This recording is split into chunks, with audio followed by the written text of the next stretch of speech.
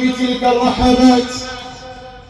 الله أكبر عدد ما طافوا بالبيت العتيق وعظموا الحرمات. الله أكبر ما خرجوا إلى منى ووقفوا بعرفات. الله أكبر عدد ما باتوا بمزدلفة وعادوا إلى منى للمبيت ورمي الجمرات. الله أكبر عدد ما أراقوا من الدماء وحلقوا من الرؤوس تعظيما لفاطر الأرض والسماوات. أنا لست من الحجاج يا رب الورى، لكن قلبي بالمحبة كبرا. لبيك ربي ما نبض الفؤاد وما دعا، داع وما دمع بعين قد جرى. لبيك أعلنها بكل تذلل، لبيك من امتلأت بها أم القرى. لبيك يا ذا الجود ما قلب هفى، للعفو منك وللخضوع تذكرا. الله أكبر الله أكبر ما لبى نداء الله ملبون، وسعى في طاعة الله محبون، وتقرب إلى الله المتقربون.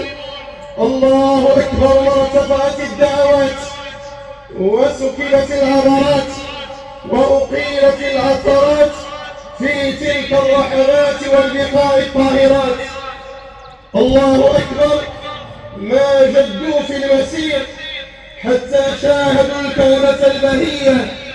الله أكبر ما حطمت ذنوبهم في الحطيم ونالوا المواهب السامية. الله أكبر الله أكبر، لا إله إلا الله والله أكبر ولله الحمد. نحمده على ما من به علينا من مواسم الخيرات، وتفضل به علينا من جميل العطايا والهبات. وأشهد أن لا إله إلا الله وحده لا شريك له، مسبغ النعم ودافع النقم. وأشهد أن محمدا عبده ورسوله صلى الله عليه وعلى آله وصحابته أجمعين، وعلى التابعين ومن تبعهم بإحسان إلى يوم الدين، وسلم تسليما كثيرا. أما بعد عباد الله، إن يوما من هذا يوم الحج الأكبر، وهو عيد الأضحى والنحر. هو يوم الحج الأكبر لأن الحجاج يؤدون فيه معظم مناسك الحج، وهو عيد الأضحى والنحر لأن الناس يضحون فيه وينحرون هديهم.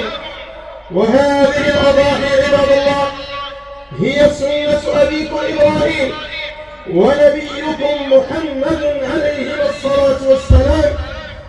فضحوا عن أنفسكم وعن أهليكم متقربين بذلك إلى ربكم.